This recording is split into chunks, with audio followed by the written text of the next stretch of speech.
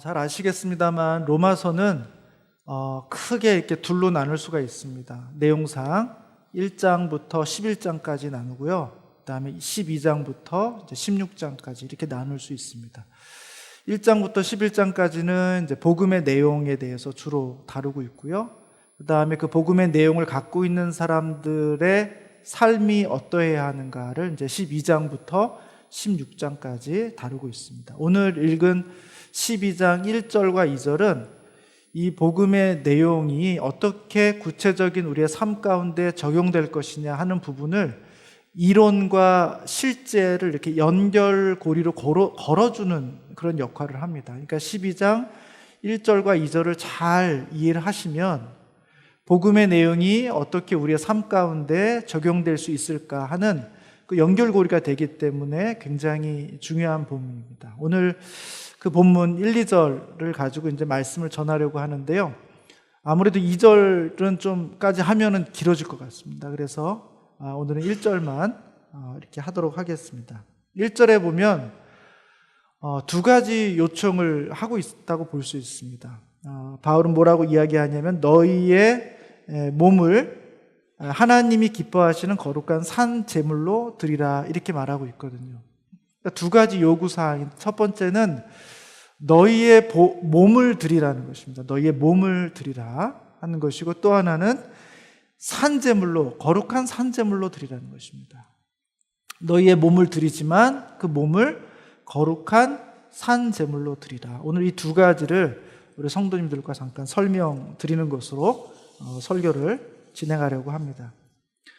자, 첫 번째 기억해야 될 것, 다 같이 한번 확인차, 식사도 하셔가지고 이제 나른하셔가지고 긴장감을 늦출 수가 있으니까 제가 두 가지 요구사항이 있다는데 첫 번째라 뭐라 그랬죠? 너희의 몸을 드리라는 거. 그 다음에 두 번째는 산제물로. 다시 한번 해보겠습니다. 지금 정신이 총명하지가 않은 것 같습니다. 다시 한번 너희의 몸을 드리라. 그 다음에 두 번째는 산제물로 드리라. 이 두 가지만 오늘 잘 간직하시면 되겠습니다. 그러니까 성도가 된 이후에 우리 신앙의 싸움은 몸의 싸움이라는 사실을 성경은 이야기하고 있습니다. 우리는 무슨 신앙의 싸움 그러면 영적인 싸움이고 보이지 않는 영역의 싸움이라고 생각하기 쉬운데, 사실 성경은 우리가 이제 신앙을 갖고 나서 실제적으로 우리의 삶 가운데 싸움이 있는데 그 싸움은 몸에 관한 싸움이다 이렇게 말하고 있는 거예요. 몸은 굉장히 중요합니다. 몸은 다른 게 아니에요. 우리가 지금 이렇게 만질 수 있는 우리의 육체, 이 몸을 말하고 있는 겁니다. 이 몸이 얼마나 중요하냐 하면 예수님께서도 이 땅에 오실 때 인간의 몸을 입고 이 땅에 오셨어요. 그리고 예수님께서 죽었다가 다시 부활하실 때도 단순히 영으로만 부활하지 않으시고 육체로 부활하셨습니다. 그래서 지금 우리 주님께서 하나님 보좌 우편에 계신데 그 주님은, 부활하신 주님은 영혼으로만 존재하지 아니하고, 물론 우리와는 조금 다른 차원의 육체이긴 합니다만 영광스러운 몸을 또 갖고 계세요. 그러니까 이 몸은 그냥 한때 우리가 살아갈 때만 필요했던 요소가 아니라 나중에 죽음 그 이후에도 굉장히 중요한 요소라는 거예요. 그리고 고린도전서 15장에도 보면 성도의 부활을 이야기할 때 반드시 이야기하는 게 뭐냐면 육체의 부활을 말합니다. 육체의 부활. 그러니까 성경은 계속해서 우리 몸이 얼마나 중요한 것이고, 이 몸은 잠깐 이 땅에 살 때만 존재하고 나중엔 없어지는 것이 아니라 부활하고 영원히 하나님 나라에 살 때에도 여전히 우리는 조금 다른 차원이긴 합니다만 몸을 가지고 살아가게 된다고 성경은 말하고 있어요. 몸은 굉장히 중요합니다. 그래서 로마서에도 보면 몸에 관한 여러 가지 교훈들이 있는데 한 8장을 한번 잠깐 보겠습니다. 로마서 8장.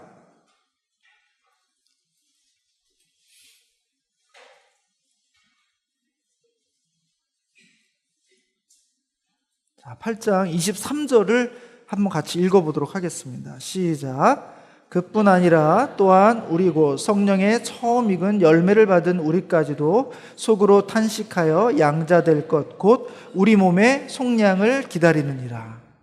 그러니까 몸의 속량이 아직 남아있다는 얘기입니다. 우리가 구원을 받았습니다만 우리의 영혼은 주님과 함께 우리의 믿음이 들어오는 순간 우리의 구원이 확실하지만 우리의 몸은 아직 구원의 완성에는 이르지 못한 몸의 속량이 남아있는 존재래요. 구속의 어떤 완전성까지는 아직 기다려야 되는 것이죠. 그래서 24절에 보면 우리가 소망으로 구원을 얻었음에 보이는 소망이 소망이 아니니 보는 것을 누가 바라리요. 그러니까 우리는 소망으로 구원을 얻었다는 거예요. 그러니까 몸은 아직 완성되지는 않았는데 완성될 것을 믿음으로 그 소망을 가지고 우리가 구원을 먼저 받은 것이다. 이렇게 성경은 말하고 있습니다. 로마서 또 6장에도 보면 그런 표현이 있습니다. 6장 12절에 보면 그러므로 너희는 죄가 너의 죽을 몸을 지배하지 못하게 하여 몸의 사욕에 순종하지 말고 또한 너희 지체를 불의의 무기로 죄에게 내주지 말고 오직 너희 자신을 죽은 자 가운데서 다시 살아난 자 같이 하나님께 드리며 너희 지체를 의의 무기로 하나님께 드리라. 이렇게 말하고 있어요. 그러니까 성도들의 싸움은 그겁니다. 우리의 몸을 죄의 병기로 줄 거냐 아니면 우리의 몸을 의의 병기로 줄 거냐, 늘 이 둘의 싸움이 우리 몸에 있는 것이다 라는 거예요. 그럴 때마다 우리는 우리의 몸을 여기 말씀하고 있는 것처럼 죄의 병기, 죄의 도구가 아니라 의를 이루는 의의 도구로 드리는 것으로 힘써야 한다라고 바울이 말씀하고 있는 것입니다. 정리하면 이렇습니다. 성도들에게 있어서 아주 중요한 싸움이 남아있는데 그 싸움은 몸에 관련된 싸움이라는 거죠. 그리고 우리의 몸은 죄의 병기가 될 수도 있고 의의 병기가 될 수 있다는 것이에요. 몸이 가장 중요해요. 그러니까 우리의 몸이 어디를 지향하고 있는가가 곧 우리의 신앙을 보여주고 있는 것입니다. 아마 우리 성도님들 중에는 몸은 대수롭지 않고 이 땅에 살 때만 잠깐 보존되어 있고 몸은 굉장히 육체적이어서 하나님을 거스르는 것 아닌가 이렇게 생각하기 쉽습니다만 그렇지 않습니다. 몸은 우리의 활동하고 다 연결이 되어 있는데 특별히 우리 좀 전에 점심 드셨는데 점심을 아주 굉장히 맛있게 잘 먹었습니다. 너무 제가 정확하게 12시에 마치는 바람에 밥이 조금 늦어져가지고 기다리면서 더 배가 고프고 그래서 아주 맛있게 먹었어요. 반찬도 굉장히 맛있게 먹었습니다. 여러분, 먹는 문제, 이건 굉장히 육체적인 문제 같지만 사실은 먹는 것은 굉장히 영적인 문제일 수 있습니다. 여러분, 다니엘서를 보시면 다니엘이 바벨론의 포로로 잡혀갔을 때 다른 사람들은 다 먹는 음식 중에서 자기가 안 먹기로 결심한 게 있어요. 뭘 안 먹습니까? 고기를 안 먹습니다. 또 뭘 안 먹습니까? 포도주를 안 먹습니다. 여러분, 그 이전에 고기 먹던 거예요, 다니엘이. 포도주 먹던 겁니다. 근데 왜 음식을 안 먹습니까? 채식주의자이기 때문이 아니에요. 다니엘은 이방 땅에 잡혀가면서 이방 땅에서 나오는 고기가 우상에게 드려진 음식, 우상 신전에 드려진 음식이라는 사실을 알고 있기 때문에 어떤 것이 드려졌는지 어떤 것이 그렇지 않은지를 알 수 없기 때문에 그런 음식으로서 자기 자신을 부정하게 할 수 없다라는 생각을 갖고 있었던 거예요. 그래서 포도주와 고기를 먹지 않은 겁니다. 원래는 먹었던 사람이에요.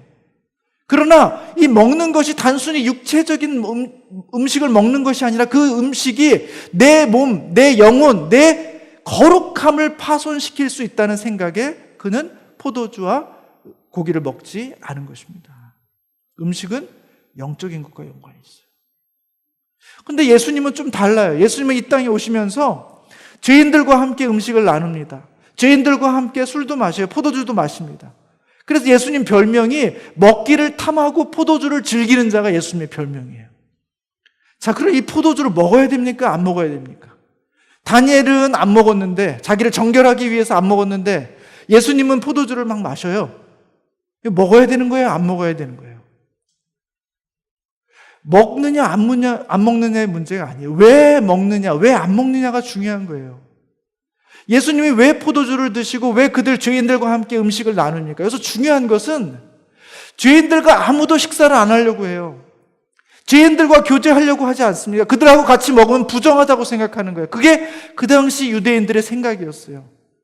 그러나 그렇지 않습니다. 주님은 그들과 함께 먹고 마심으로써 내가 너희들의 친구다.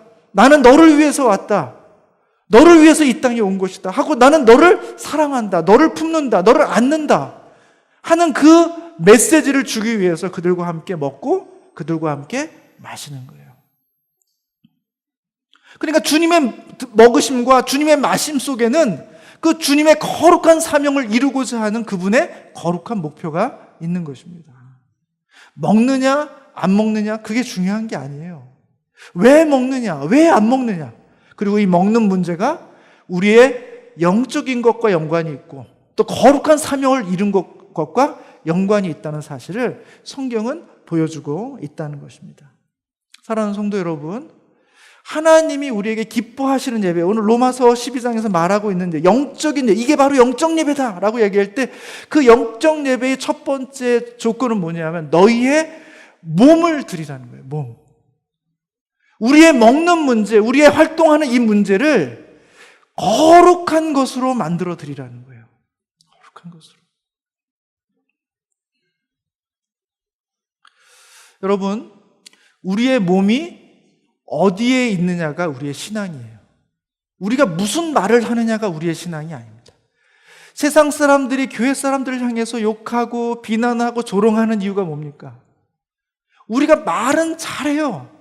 말은 그럴듯하게 하고 말은 멋지게 하고 말로는 굉장한 사람인 것처럼 보이지만 실제로 우리의 삶 속에서, 우리의 활동 속에서 우리가 실제로 많은 시간을 들이는 부분이 세상 사람들과 별반 다르지 않다는 거예요. 말은 많이 하는데 활동과 몸은 여전히 자기 중심적이고 이기적이고 자기의 부를 축적하려고 하고 자기만 잘 되려고 하고, 이런 것은 세상 사람하고 별반 다르지 않기 때문에 사람들은 우리의 말을 믿지 않습니다. 우리가 무엇을 하느냐, 우리가 무엇을 보여주고 있느냐, 우리의 몸으로 어떠한 삶을 살아내느냐로 우리의 신앙을 보이라고 말하고 있는 것이죠. 여러분, 야고보 사도가 우리에게 계속 요구하는 게 그거 아닙니까? 말로 너의 신앙을 말하지 말라는 거예요. 행함으로 너희의 신앙을 보여주라는 거예요. 행함으로, 너희의 몸으로. 여러분, 우리의 몸이 있어야 할 공간에 있는 것, 우리의 몸이 가지 말아야 될 공간에 가지 않는 것, 우리의 몸이 하지 말아야 될 것을 하지 않는 것, 이것이 거룩한 것이다는 거예요. 종종 학생들과 이렇게 사역하다 보면 그럴 때가 있습니다. 수양에 막 오게 하기 위해서 전화해가지고 이번에 여름이 없어서 수양해야 한다, 너 꼭 와서 은혜 받아야 된다, 그렇게 하면 학생들이 뭐 올 때도 있지만 잘 안 오려고 그러거든요. 그러면서 하는 말이 뭐냐면, 목사님, 간사님, 제가 가지는 못하지만 제 마음은 아시죠? 모릅니다. 몰라요. 여러분, 몸이 안 오면요, 마음이 없는 거예요. 재물이 있는 곳에 마음이 있는 겁니다. 마찬가지로 우리의 몸이 있는 그곳에 우리의 마음이 있는 거예요. 우리는 생각할 때 몸하고 마음이 따로 있는 줄 알아요. 내가 그 마음은 있고 거기 못 가지만 죄송하지만 제가 그 자리에 있는 것과 같은 마음이 아니에요. 몸이 있는 곳에 내 마음이 있고, 몸이 있는 곳에 나의 가치관이 있고, 몸이 있는 곳에 나의 에너지가 있는 거예요. 나는 그걸 소중하게 생각하는 거예요. 그게 우리의 몸으로 우리의 신앙을 보이는 겁니다. 제가 학생들하고 이렇게 학교에서 모임을 합니다.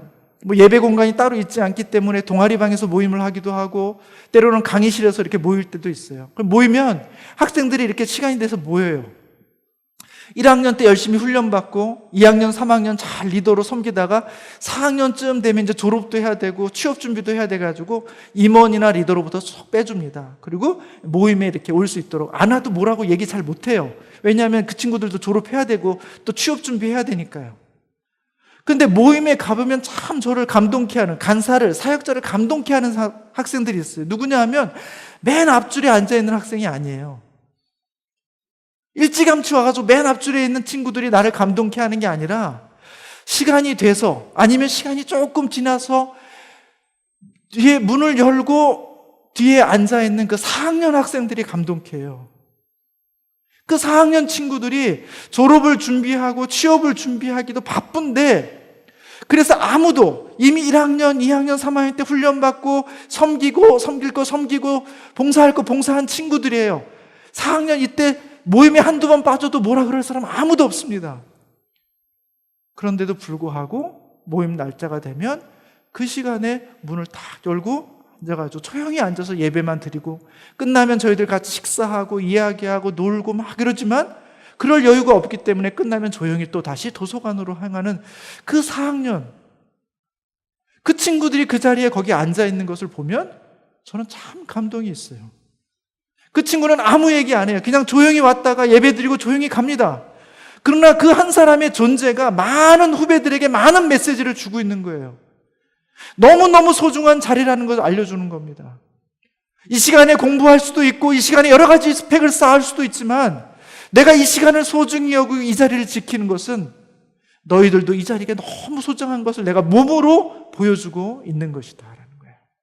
사랑하는 성도 여러분, 오후 예배 이렇게 나와서 예배 드리고 기다리고 예배 참석하는 거 쉬운 일 아니죠. 일찍 가서 쉬는 게 훨씬 편하고 좋습니다. 우리의 몸은 그걸 지향해요. 그럼에도 불구하고 이 오후의 예배에 나와서 하나님의 말씀을 듣고 함께 예배 드리고 또 교회가 하고 있는 이 모임에 내가 몸을 둠으로써 마음을 모아서 교회를 세우는 일에 힘쓰는 거, 이거 쉬운 일 아닙니다. 누구나 할 수 있는 일 아니에요. 그럼에도 불구하고 이 시간에 이 자리에 나와서 이 예배의 현장을 지키는 거 굉장히 중요해요. 물론 좀 조실 수도 있죠. 조금 집중이 떨어질 수도 있겠죠. 그러나 마음속에 이 자리는 소중한 것이다. 여기서 하나님을 만나는 것이고 이것은 성도와 교회가 하나님이 서로 약속한 시간이다. 내가 이 자리에 있는 것, 이 시간에는 이 자리에 있는 것, 그것이 가장 귀하고 값지다 하는 우리의 삶으로 우리의 가치를 증명해 보이고 있다는 것입니다. 사랑하는 성도 여러분, 우리 성도님들이 꼭 있어야 될 그 자리에 여러분의 몸을 두셔서 여러분의 신앙을, 여러분의 삶을 하나님께 기쁘게 드리시는, 산 제물로 드리시는 성도님들이 되시기를 주님의 이름으로 축복합니다. 두 번째는 몸을 드리는 것이고, 두 번째는 그 몸을 산 제물로 드리는 것입니다. 산 제물로.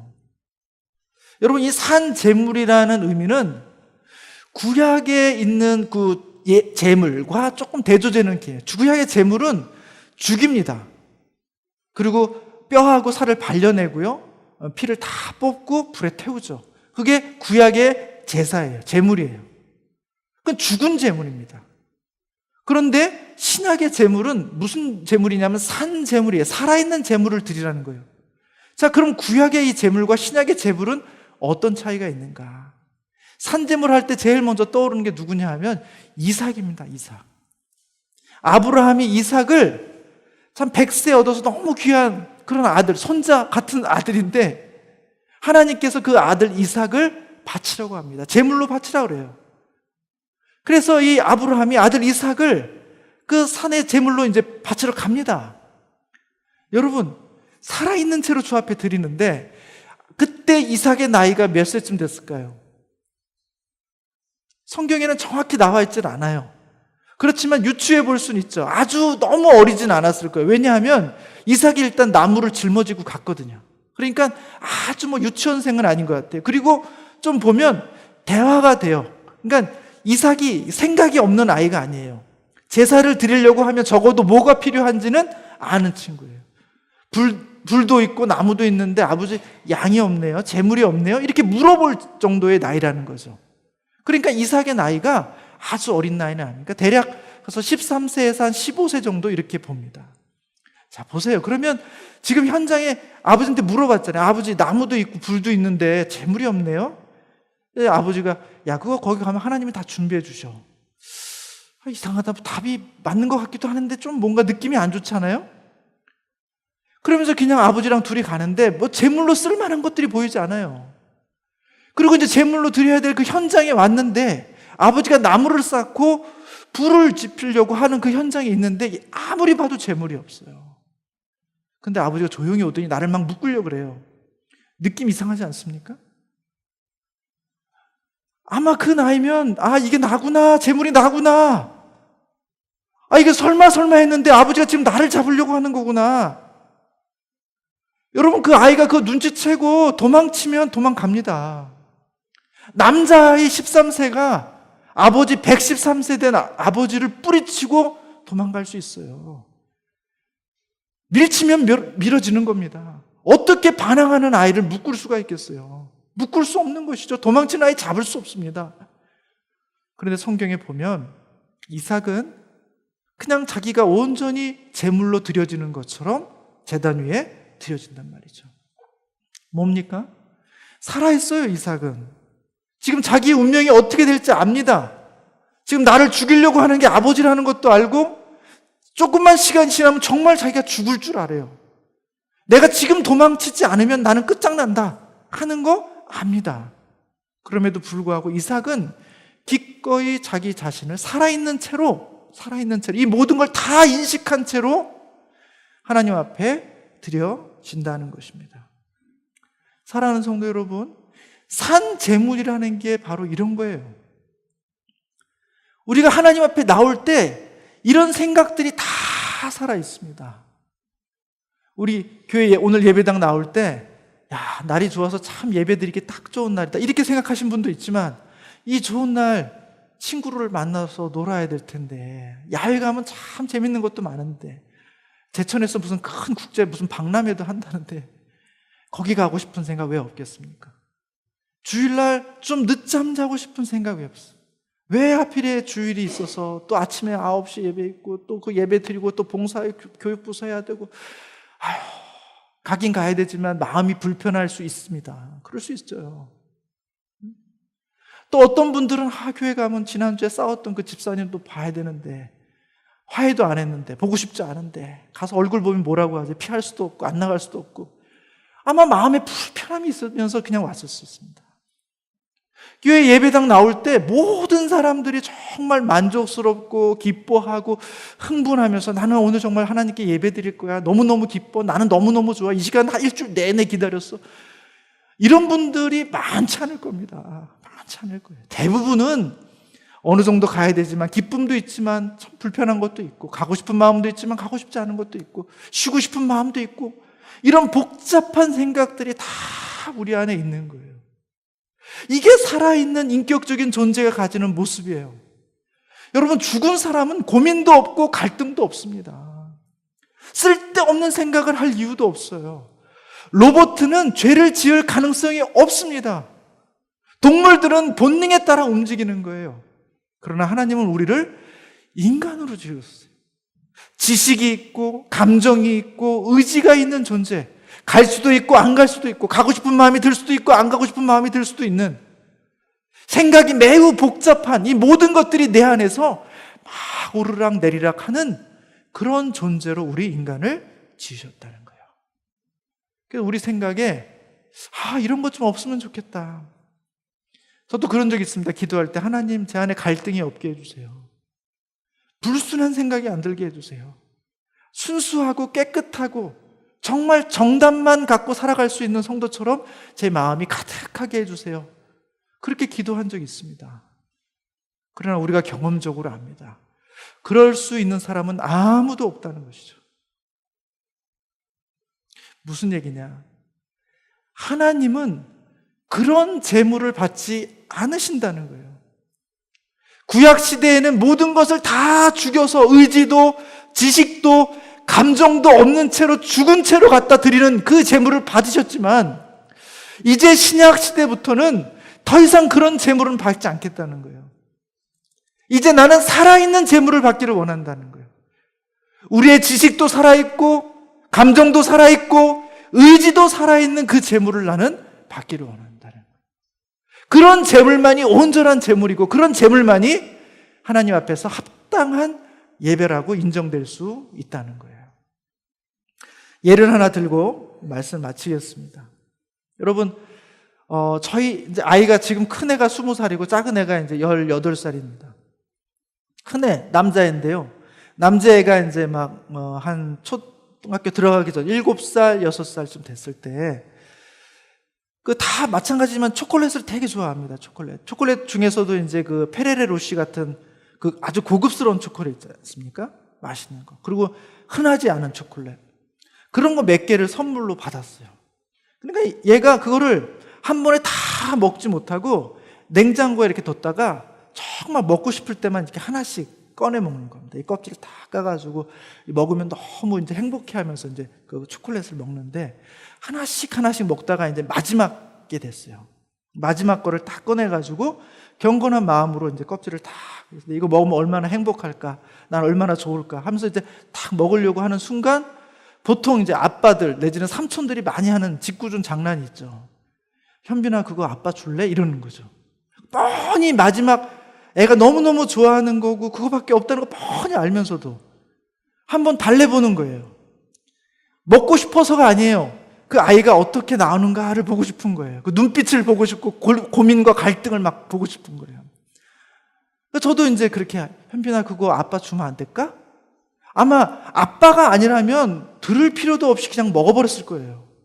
근데 그렇게 할 수는 없죠. 왜냐하면 아빠니까. 그동안 먹여주고 입혀주고 재워주고 한 아빠니까 아빠가 달라고 하니까 이걸 그냥 무시할 수는 없는 거예요. 그러나 이건 자기에게 너무 사랑스러운 것이고 이건 너무 행복한 것이고 이걸 내가 먹으려고 하는데 이건 마지막 남은 건데 이거를 달라고 하니까 너무 고민되는 거죠.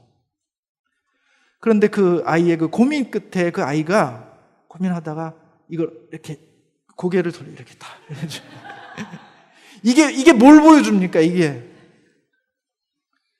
아직 마음은 안 온 거예요. 마음은 주고 싶지 않은 거예요. 그리고 지식도 마찬가지입니다. 이거 주면 없어지는 거야. 이거 하나밖에 없는 거고 내가 사랑하는 건데 나 이거 없으면 너무 불행해지는 거야. 나 너무 고통스러워. 아직 마음이나 지식은 여전히 아버지에게 하는 게 아니에요. 다만 뭐만 있습니까? 의지만 있는 거예요. 의지. 아버지니까. 아버지가 달라고 그랬으니까 너무 주기 싫은데 억지로 주는 거예요. 억지로. 여러분, 그런 상황에서 여러분이 아버지라면 어떻게 하시겠습니까? 혼내시겠습니까? 아버지가 달라고 그러면 공손히 두 손 모아서 기쁜 마음으로 감사한 마음으로 아버지 이거 드세요. 아버지가 저한테 해준 게 얼마나 많습니까? 이거 드세요. 이렇게 요구하시는 아버지가 있냐 말이죠. 안 그러죠? 안 줄 줄 알았는데 못 줄 줄 알았는데 그것을 억지로 손을 뻗어서 주고 있는 그 아이의 모습을 보면서 아버지는 사랑을 느낍니다. 이 아이가 나를 사랑하는구나. 이 아이가 정말로 나를 세상의 모든 것보다 나를 더 아끼는구나 하는 것을 우리 주님이 알게 되는 것처럼, 우리 아버지가 알게 되는 것처럼 우리가 주님 앞에 나올 때, 주님 앞에 우리의 몸을 들여서 헌신할 때 100% 기쁘고 100% 감사하고 100% 순결해서 드리지 못할지라도 때로는 하기 싫고 때로는 불편하고 왜 이건 나만 해야 되는 거야? 내가 나 혼자만 다 하는 것 같은데 나 몸이 너무 힘든데 나 너무 바쁜데 그럼에도 불구하고 하나님이 요구하시니까 교회가 요구하니까 교회에 이런 필요가 있으니까 마음은 아직 충분히 따라오지 못했지만 손을 뻗어서 그 현장에 자신의 몸을 드릴 때 그때 하나님은 너 왜 이렇게 마음이 순결하지 않니? 너 왜 이렇게 마음까지 온전히 드리지 못하지? 그렇게 책망하시는 게 아니라 오히려 그렇게 주 앞에 손을 내밀면서 그의 몸을 드린 그 성도의 마음을 보시고 그것을 하나님께서 흡족히 여기시고 말씀하 이게 바로 진짜 예배다. 이게 바로 진짜 예배다. 이게 바로 영적인 예배다. 우리가 기계가 아닌 이상, 우리가 죽은 시체가 아닌 이상, 우리가 동물이 아닌 이상 하나님께서 우리에게 지식과 감정과 의지를 주셔서 그것을 자유롭게 어디든지 할 수 있는 그런 인격적인 존재로 만든 이상 그 모든 그런 온전하지 못함을 가지고 하나님 앞에 우리의 몸을 드리는 것, 그것이 가장 아름다운 예배다라고 우리 주님은 우리에게 말씀하고 있고 바울은 그것을 깨달아서 이것이 바로 너희의 몸을 하나님이 기뻐하시는 거룩한 산 제물로 드리라. 이는 너희가 드릴 영적 예배니라. 이렇게 선포해주고 있는 것입니다.